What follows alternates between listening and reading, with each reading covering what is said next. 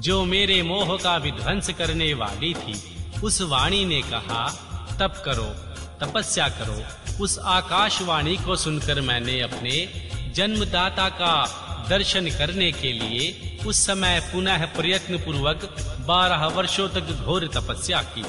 तब मुझ पर अनुग्रह करने के लिए ही 4 भुजाओं और सुंदर नेत्रों से सुशोभित भगवान विष्णु वहां सहसा प्रकट हो गए। उन परम पुरुष ने अपने हाथों में शंख, चक्र, गदा और पन्ना धारण कर रखे थे। उनके सारे अंग सजल जलधर के समान श्याम कांति से सुशोभित थे। उन परम प्रभु ने सुंदर पीतांबर पहन रखा था। उनके मस्तक आदि अंगों में मुकुट आदि महामूल्यवान आभूषण शोभा पाते थे। उनका मुखारविंद प्रसन्नता से खिला हुआ था। मैं उनकी छवि पर मोहित हो रहा था। वे मुझे करोड़ों कामदेवों के समान मनोहर दिखाई दे रहे थे। उनका वह अत्यंत सुंदर स्वरूप देखकर मुझे बड़ा आश्चर्य हुआ। वे सांवली और सुनहरी आभा से उद्भाषित हो रहे थे। उस समय उन सदस्य स्वरूप सर्वात्मा 4 भुजा धारण करने वाले महाबाहु नारायण देव को वहां उस रूप में अपने साथ देखकर मुझे बड़ा हर्ष हुआ। तदनंतर उन श्री नारायण देव के साथ मेरी की हुई बातचीत भगवान शिव की लीला से वहां हम दोनों में कुछ विवाद छिड़ गया। इसी समय हम लोगों के बीच में एक महान अग्नि स्तंभ ज्योतिर्मय लिंग प्रकट हुआ। मैंने और श्री विष्णु ने क्रमशः ऊपर और नीचे जाकर उसके आदि अंत का पता लगाने के लिए बड़ा प्रयत्न किया, परंतु हमें कहीं भी उसका और छोर नहीं मिला।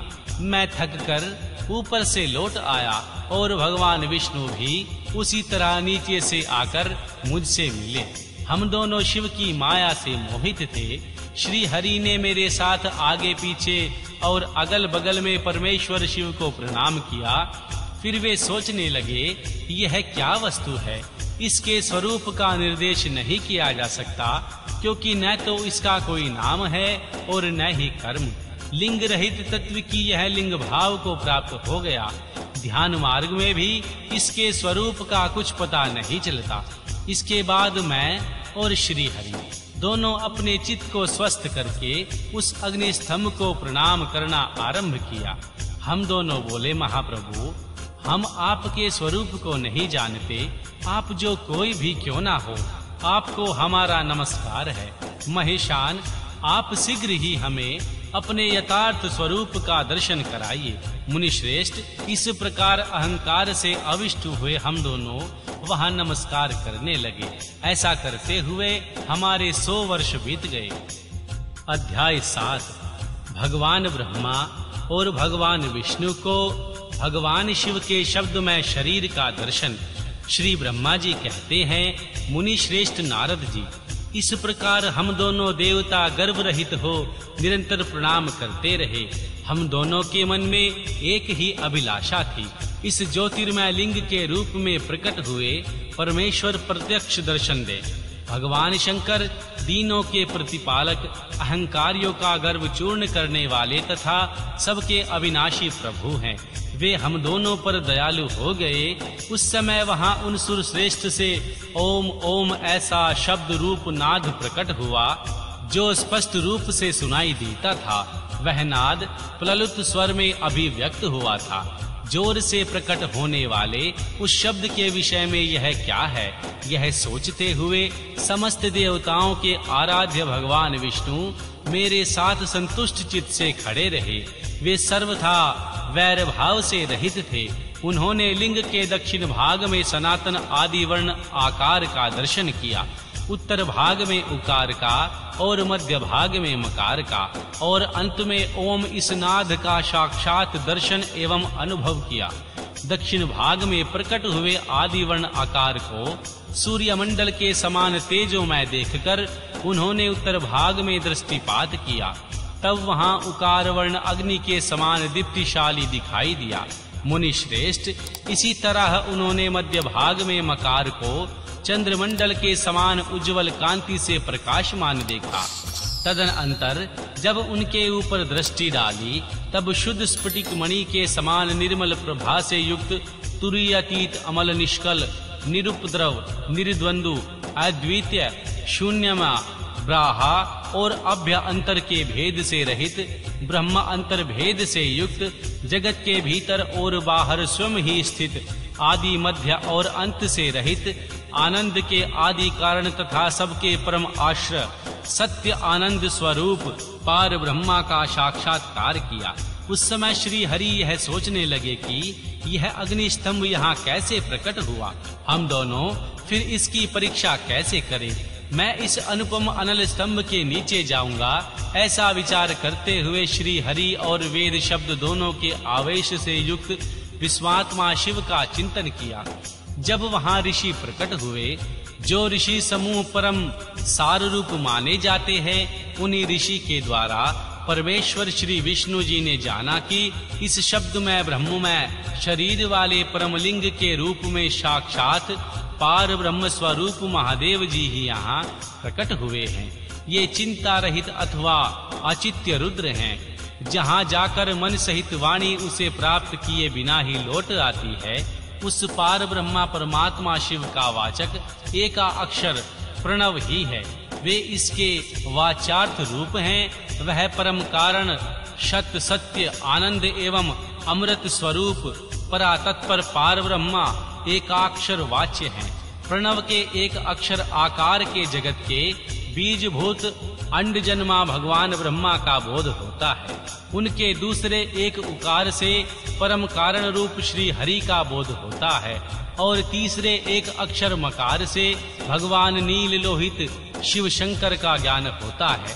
आकार सृष्टि करता है, उकार मोह में डालने वाला है और मकार नित्य अनुग्रह करने वाला है। मकार बोध्य सर्वव्यापी सदाशिव बीजी बीज मात्र के स्वामी और आकार संज्ञक मुझ ब्रह्मा को बीज कहते हैं।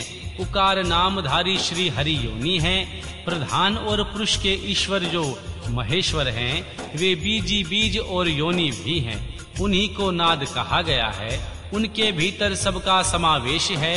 बीजी अपनी इच्छा से ही अपने बीज को अनेक रूपों में विरक्त करके स्थित है। इन बीजी भगवान महेश्वर के लिंग में आकार रूप बीज प्रकट हुआ, जो उकार रूप योनि में स्थापित होकर सब ओर बढ़ने लगा। वह सुवर्णमय अंड के रूप में ही बताने योग्य था। उसका कोई विशेष लक्षण नहीं था। वह दिव्य अंड अनेक वर्षों तक जल ही में स्थित रहा। तदनंतर 1000 वर्ष के बाद उस अंड के 2 टुकड़े हो गए। जल में ही स्थित हुआ वह अंड अजन्मा ब्रह्मा जी की उत्पत्ति का स्थान था और साक्षात महेश्वर के आघात से ही फूटकर 2 भागों में बट गया था। उस अवस्था में उसका ऊपर स्थित एक सुवर्ण कपाल बड़ी शोभा पाने लगा था। वही शूलोक के रूप में प्रकट हुआ। जो उसका दूसरा नीचे वाला कपाल था, वही यह 5 लक्षणों से युक्त पृथ्वी है। उस अंड से चतुर्मुख ब्रह्मा उत्पन्न हुए, जिसकी कै संज्ञा है। वे समस्त लोकों के सादृष्टा हैं। इस प्रकार भगवान महेश्वर ही ऐ उ और मैं इन त्रिविध रूपों में वर्णित हुए। इसी अभिप्राय से उन ज्योतिर्मय लिंग स्वरूप सदाशिव ने ओम ओम ऐसा कहा था। यह बात यजुर्वेद के श्रेष्ठ मंत्र कहते हैं। यजुर्वेद के श्रेष्ठ मंत्रों का यह कथन सुनकर ऋषियों और साम मंत्रों ने भी हमें आदर पूर्वक कहा है, हे हरे, हे ब्राह्मण, ऐसी ही बात है। इस तरह देवेश्वर भगवान शिव को जानकर श्री हरि ने शक्ति संभूत मंत्रों द्वारा उत्तम एवं महान अभ्युदय से शोभित होने वाले उन महेश्वर देव का स्तवन किया। इसी बीच में मेरे साथ विश्वपालक भगवान विष्णु ने एक और भी अद्भुत एवं सुंदर रूप देखा। मुने, वह रूप 5 मुखों और 10 भुजाओं से अलंकृत था। उनकी कांति कर्पूर के समान घोर थी। वह नाना प्रकार की छटाओं से छविमान और भांति भांति के आभूषणों से विभूषित था।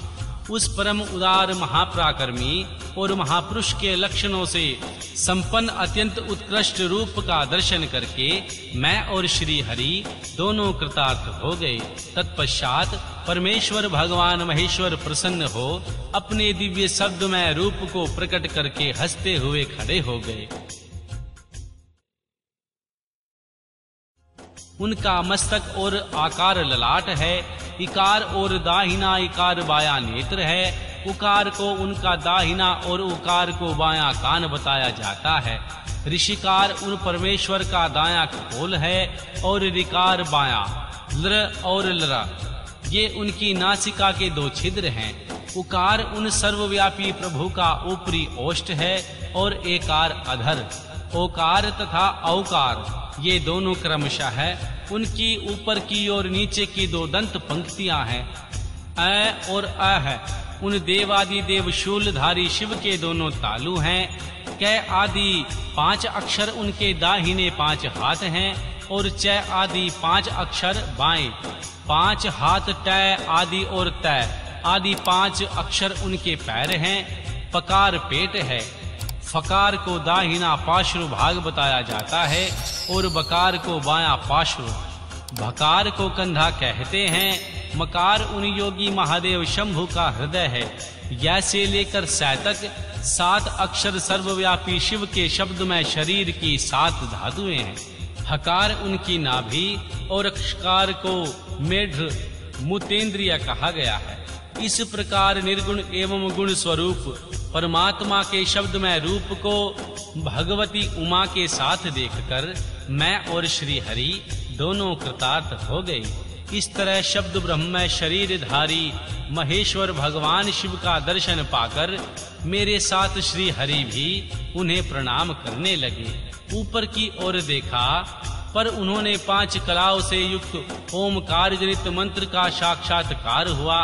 तत्पश्चात महादेव जी का ओम तमासी यह महावाक्य दृष्टि गोचर हुआ। परम उत्तम मंत्र रूप है तथा शुद्ध स्फटिक के समान निर्मल है। फिर संपूर्ण धर्म और अर्थ का साधक तथा बुद्धि स्वरूप गायत्री नामक दूसरा महान मंत्र लक्षित हुआ, जिसमें 24 अक्षर हैं तथा जो चारों पुरुषार्थ रूपी फल देने वाला है।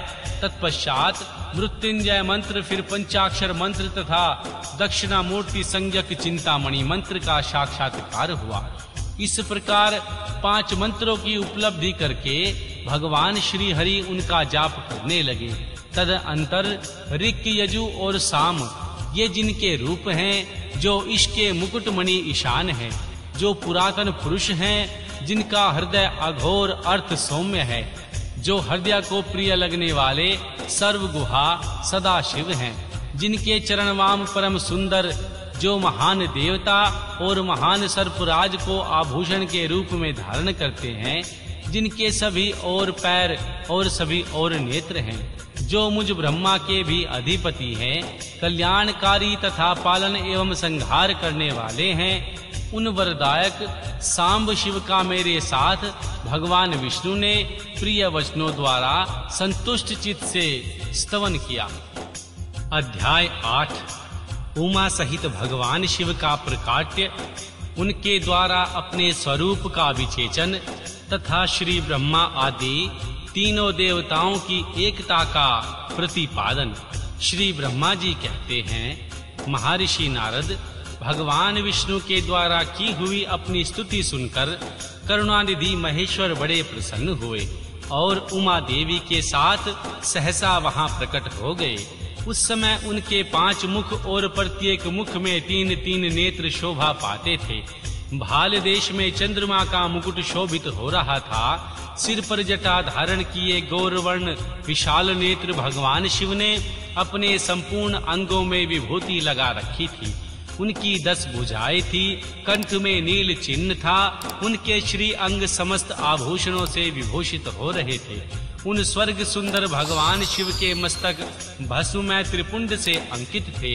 ऐसे विशेष लक्षणों से युक्त परमेश्वर महादेव जी को मां भगवती उमा के साथ उपस्थित देखकर मैंने और भगवान विष्णु ने पुनः प्रिय वचनों द्वारा उनकी स्तुति की। तब पापहारी करुणा कर भगवान महेश्वर ने प्रसन्न चित्त होकर उन श्री विष्णु देव को श्वास रूप से वेद का उपदेश दिया। मुने उसके बाद सदा शिव ने परमात्मा श्री हरि को गृहा ज्ञान प्रदान किया। फिर उन परमात्मा ने कृपा करके मुझे भी वह ज्ञान दिया। वेद का ज्ञान प्राप्त करके कृतार्थ हुए भगवान विष्णु ने मेरे साथ हाथ जोड़कर महेश्वर को नमस्कार करके पुनः पूजन की विधि बताने तथा सदुपदेश देने के लिए प्रार्थना की। श्री ब्रह्मा जी कहते हैं, मुने श्री हरि की यह बात सुनकर अत्यंत प्रसन्न हुए कृपा निधान भगवान शिव ने प्रीति पूर्वक यह बात कही। श्री शिव बोले, सुर श्रेष्ठ गण, मैं तुम दोनों की भक्ति से निश्चय ही बहुत प्रसन्न हूँ।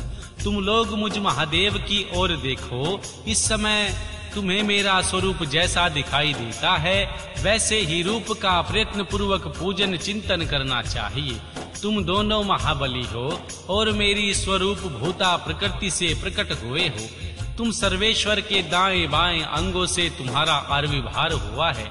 ये लोक पितामह ब्रह्मा मेरे दाहिने पार्श्वभाग से उत्पन्न हुए और तुम भगवान विष्णु, तुम परमात्मा के वाम पार्श्व से प्रकट हुए हो। मैं तुम दोनों पर भली भांति प्रसन्न हूँ और तुम्हें मनोवांछित वर देता हूँ। मेरी आज्ञा से तुम दोनों की मुझ में सुदृढ़ भक्ति हो। ब्राह्मण, तुम मेरी आज्ञा का पालन करते हुए जगत की सृष्टि करो। और वत्स विष्णु, तुम इस चराचर जगत का पालन करते रहो।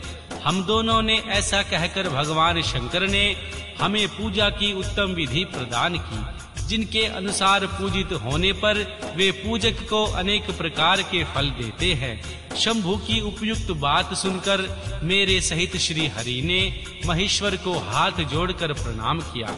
भगवान विष्णु बोले, प्रभु, यदि हमारे प्रति आपके हृदय में प्रीति उत्पन्न हुई है और यदि हमें आप वर देना आवश्यक समझते हैं तो बस यही वर मांगते हैं कि आप में हम दोनों की सदा अनन्य एवं अविचल भक्ति बनी रहे।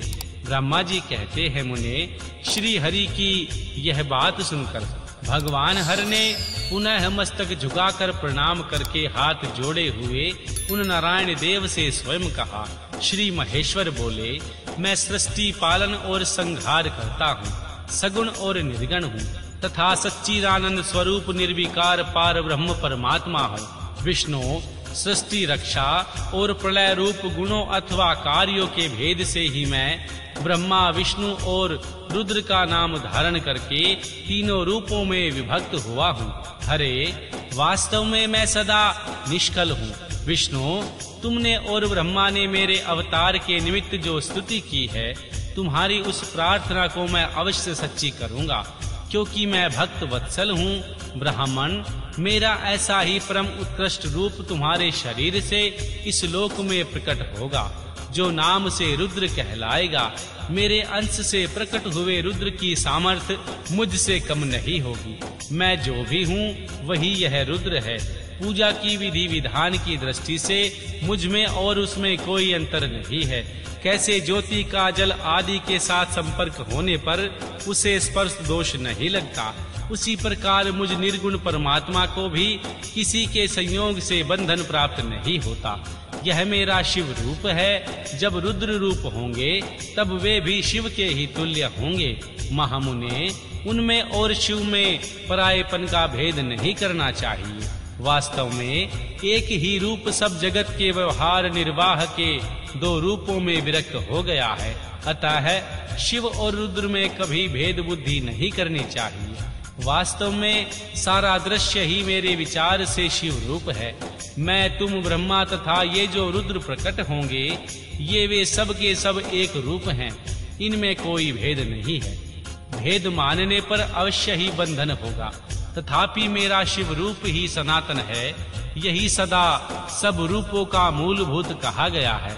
यह सत्य ज्ञान एवं अनंत ब्रह्मा है। ऐसा जानकर सदा मन से मेरे यथार्थ स्वरूप का दर्शन करना चाहिए। ब्राह्मण, मैं तुम्हें एक गोपनीय बात बता रहा हूँ।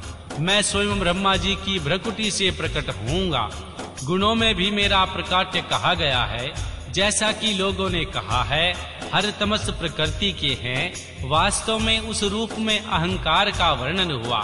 उस अहंकार को केवल तमस ही नहीं, वैकारिक सात्विक भी समझना चाहिए, क्योंकि सात्विक देवगण वैकारिक अहंकार की ही सृष्टि है। यह तमस और सात्विक आदि भेद केवल नाम मात्र का है, वस्तुतः नहीं है। वास्तव में हर को तमस नहीं कहा जा सकता।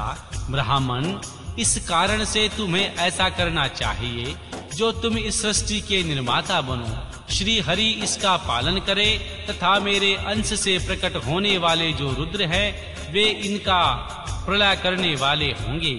ये जो उमा नाम से विख्यात परमेश्वरी देवी प्रकृति है, इन्हीं की शक्ति भूता वाग देवी ब्रह्मा जी का सेवन करेगी। फिर इन प्रकृति से वहाँ जो दूसरी शक्ति प्रकट होगी, वे लक्ष्मी रूप से भगवान विष्णु का आश्रय लेंगी। तदनंतर पुनः काली नाम से जो तीसरी शक्ति प्रकट होगी, वे निश्चय ही मेरे अंशभूत रुद्रदेव को प्राप्त होंगी। वे कार्य की सिद्धि के लिए वहाँ ज्योति रूप में प्रकट होंगी। इस प्रकार मैंने देवी की शुभा स्वरूपा पराशक्तियों का परिचय दिया है।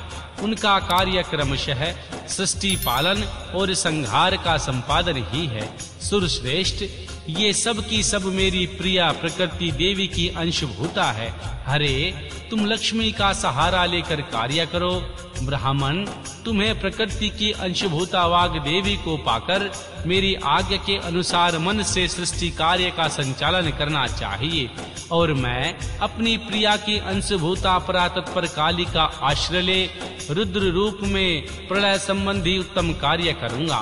तुम सब लोग अवश्य ही आश्रमों तथा उनसे भिन्न अनन्य विविध कार्यों द्वारा चारों वर्णों में भरे हुए लोक की सृष्टि एवं रक्षा आदि करके सुख पाओगे। हरे, तुम ज्ञान विज्ञान से संपन्न तथा संपूर्ण लोगों के हितैषी हो, अतः अब मेरी आज्ञा पाकर जगत के सब लोगों के लिए मुक्ति दाता बनो। मेरा दर्शन होने पर जो फल प्राप्त होता है, वही तुम्हारा दर्शन करने पर भी होगा। मेरी यह बात सत्य है, इसमें संशय के लिए कोई स्थान नहीं है। मेरे हृदय में विष्णु है और विष्णु के हृदय में मैं हूँ। जो इन दोनों में अंतर नहीं समझता, वही मुझे विशेष प्रिय है। श्री हरि मेरे बाएं अंग से प्रकट हुए और श्री ब्रह्मा दाहिने अंग से प्रकाट्य हुए, और महाप्रलयकारी विश्वात्मा रुद्र मेरे हृदय से प्रादुर्भाव होंगे। विष्णु, मैं ही सृष्टि का पालन और संहार करने वाले रज आदि त्रिविध गुणों द्वारा श्री ब्रह्मा और श्री विष्णु रुद्र नाम से प्रसिद्ध हो तीन रूपों में पृथक पृथक प्रकट होता हूँ। साक्षात शिव गुणों से भिन्न है, वे प्रकृति और पुरुष से भी परे हैं। अद्वितीय नित्य अनंत पूर्ण एवं निरंजन पार ब्रह्म परमात्मा तीनों लोकों का पालन करने वाले श्री हरि भीतर तमोगुण और बाहर तत्व गुण धारण करते हैं। त्रिलोक का संहार करने वाले रुद्रदेव भीतर सत्व गुण और बाहर तमोगुण का धारण करते हैं, तथा त्रिभुवन की सृष्टि करने वाले ब्रह्मा जी भीतर से रजोगुणी हैं। इस प्रकार भगवान ब्रह्मा, भगवान विष्णु और भगवान रुद्र इन तीनों देवताओं में गुण हैं, परंतु भगवान शिव गुणातीत माने गए हैं। भगवान विष्णु, तुम मेरी आज्ञा से इस सृष्टिकर्ता पितामह का प्रसन्नता पूर्वक पालन करो। ऐसा करने से तीनों लोकों में पूजनीय होगे।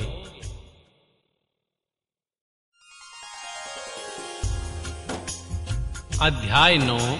श्री हरि की सृष्टि की रक्षा का भार एवं भोग मोक्ष दान का अधिकार दे भगवान शिव का अंतर ध्यान होना। परमेश्वर शिव बोले, उत्तम व्रत का पालन करने वाले हरे विष्णु, अब तुम मेरी दूसरी आज्ञा सुनो। उसका पालन करने से तुम सदा समस्त लोकों में माननीय और पूजनीय रहोगे। ब्रह्मा जी के द्वारा रचे गए लोक में जब कोई दुख या संकट उत्पन्न होगा, तब तुम उन संपूर्ण दुखों का नाश करने के लिए सदा तत्पर रहना। तुम्हारे संपूर्ण दुस्साह कार्यों में मैं तुम्हारी सहायता करूंगा। तुम्हारे जो दुर्जय और अत्यंत उत्कृष्ट शत्रु होंगे, उन सबको मैं मार गिराऊंगा। हरे, तुम नाना प्रकार के अवतार धारण करके लोक में अपनी उत्तम कीर्ति का विस्तार करो और सबके ऊपर उद्धार के लिए तत्पर रहो। तुम रुद्र के ध्येय हो और रुद्र तुम्हारा ध्येय है। तुम में और रुद्र में कुछ भी अंतर नहीं है। जो मनुष्य रुद्र का भक्त होकर तुम्हारी निंदा करेगा, उसका सारा पुण्य तत्काल भस्म हो जाएगा। पुरुषोत्तम विष्णु, तुम में द्वेष करने के कारण मेरी आज्ञा से उनको नरक में गिरना पड़ेगा। यह बात सत्य है, इसमें कोई संशय नहीं है। तुम इस लोक में मनुष्यों के लिए विशेषतः भोग और मोक्ष प्रदान करने वाले और भक्तों के ध्येय तथा पूज्य होकर प्राणियों का निग्रह और अनुग्रह करोगे। ऐसा कहकर भगवान शिव ने मेरा हाथ पकड़ लिया और श्री विष्णु को सौंपकर उसने कहा, तुम संकट के समय सदा इनकी सहायता करते रहना।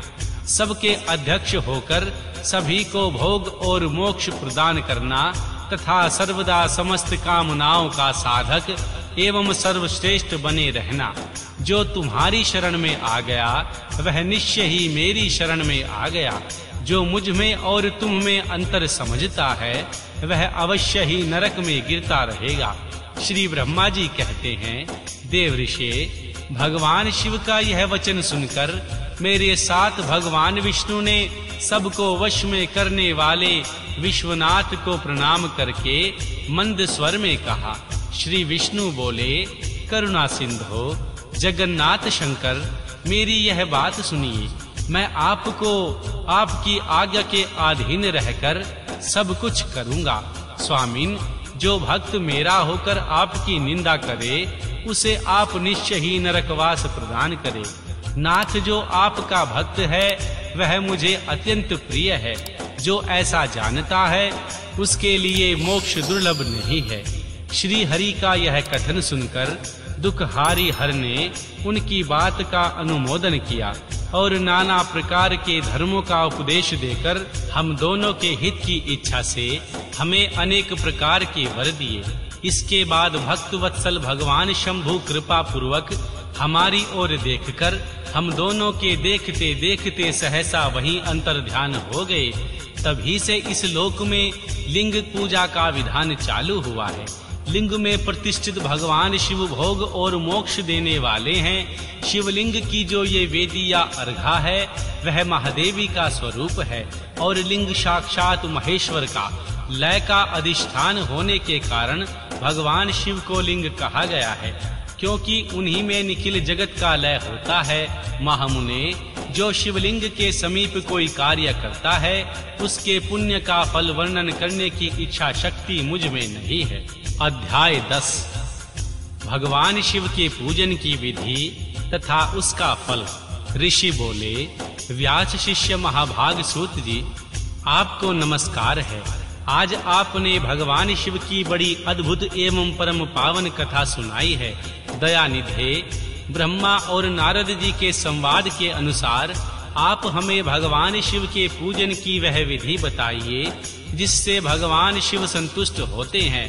ब्राह्मण, क्षत्रिय, वैश्य और शूद्र सभी भगवान शिव की पूजा करते हैं। वह पूजन कैसे करना चाहिए?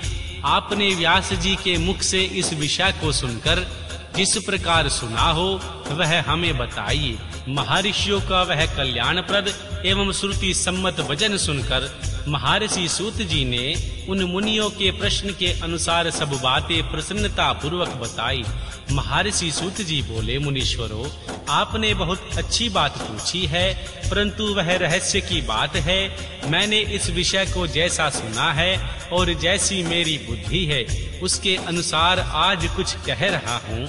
जैसे आप लोग पूछ रहे हैं उसी तरह पूर्व काल में श्री व्यास जी ने श्री सनत कुमार जी से पूछा था, फिर उसे उपमन्यु जी ने भी सुना था। महर्षि व्यास जी ने भगवान शिव पूजन आदि का जो विषय सुना था उसे सुनकर उन्होंने लोकहित की कामना से मुझे पढ़ा दिया था। इसी विषय को भगवान श्री कृष्ण ने महात्मा उपमन्यु से सुना था। पूर्व काल में भगवान ब्रह्मा ने महर्षि नारद जी से इस विषय में जो कुछ कहा था वही इस समय मैं कहूँगा। श्री ब्रह्मा जी ने कहा था, नारद, मैं संक्षेप में लिंग पूजन की विधि बता रहा हूँ। जैसा पहले कहा गया है वैसा जो भगवान शंकर का सुखमय निर्मल एवं सनातन रूप है उसका उत्तम भक्ति भाव से पूजन करें। इससे समस्त मनोवांछित फलों की प्राप्ति होती है। दरिद्रता, रोग, दुख तथा शत्रु जनित पीड़ा, ये 4 प्रकार के पाप कष्ट अभी तक रहते हैं जब तक मनुष्य भगवान शिव का पूजन नहीं करता। भगवान शिव की पूजा होते ही सारे दुख विलीन हो जाते हैं और समस्त सुखों की प्राप्ति हो जाती है। तत्पश्चात समय आने पर उपासक की मुक्ति भी हो जाती है। जो मानव शरीर का आश्रय लेकर मुख्यतः संतान सुख की कामना चाहता है, उसे चाहिए कि वह संपूर्ण कार्यों और मनोरथों के साधक श्री महादेव जी की पूजा करे। ब्राह्मण, क्षत्रिय, वैश्य और शूद्र संपूर्ण कामनाओं तथा प्रायोजनों की सिद्धि के लिए क्रम से विधि के अनुसार भगवान शंकर की पूजा करे। प्रातः काल ब्रह्म मुहूर्त में उठकर गुरु तथा भगवान शिव का स्मरण करके तीर्थों का चिंतन एवं भगवान विष्णु का ध्यान करे। फिर मेरा देवताओं का और मुनि आदि का भी स्मरण चिंतन करके स्तोत्र पाठ पूर्वक भगवान शंकर जी का विधि पूर्वक नाम ले।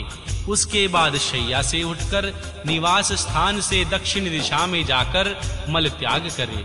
मुने एकांत में मलोत्सर्ग करना चाहिए। उससे शुद्धि होने के लिए जो विधि मैंने सुन रखी है उसी को आज कहता हूँ। मन को एकाग्र करके सुनो। ब्राह्मण गुदा की शुद्धि के लिए 5 बार शुद्ध मिट्टी का लेप करें और धोएं। क्षत्रिय 4 बार, वैश्य 3 बार और शूद्र 2 बार विधि पूर्वक गुदा की शुद्धि के लिए उसमें मिट्टी लगाएं। लिंग में 1 बार प्रयत्न पूर्वक मिट्टी लगानी चाहिए। तत्पश्चात बाएं हाथ से 10 बार और दोनों हाथों में 7 बार मिट्टी लगाकर धोएं। तात प्रत्येक पैर में 3-3 बार मिट्टी लगाएं। फिर दोनों हाथों में भी मिट्टी लगाकर धोएं। स्त्रियों को शूद्र की ही भांति अच्छी तरह मिट्टी लगानी चाहिए। हाथ पैर धोकर पूर्ववत शुद्ध मिट्टी लें और उसे लगाकर दांत साफ करें। फिर अपने वर्ण के अनुसार मनुष्य दताउन करे। ब्राह्मण को 12 अंगुल की दताउन करनी चाहिए। क्षत्रिय 11 अंगुल, वैश्य 10 अंगुल और शूद्र 9 अंगुल की दताउन करे। यह दताउन का मान बताया गया है। मनुस्मृति के अनुसार काल दोष का विचार करके ही दताउन करे या त्याग दे। तात षष्ठी प्रतिपदा, अमावस्या, नवमी, व्रत का दिन, सूर्यास्त का समय, रविवार तथा श्राद्ध दिवस ये दंत धवन के लिए वर्जित हैं। इसमें दताउन नहीं करनी चाहिए। दताउन के पश्चात तीर्थ जलाशय आदि में जाकर विधि पूर्वक स्नान करना चाहिए। विशेष देश काल आने पर मंत्रोच्चारण पूर्वक स्नान करना उचित है। स्नान के पश्चात पहले आचमन करके वह घुला हुआ वस्त्र धारण करे। फिर सुंदर एकांत स्थल में बैठकर संध्या विधि का अनुष्ठान करे। यथा योग्य संध्या विधि का पालन करके पूजा का कार्य प्रारंभ करे। मन को सुस्थिर करके पूजा गृह में प्रवेश करें। वहां पूजन सामग्री लेकर सुंदर आसन पर बैठें। पहले न्यास आदि करके क्रमशः भगवान महादेव जी की पूजा करें।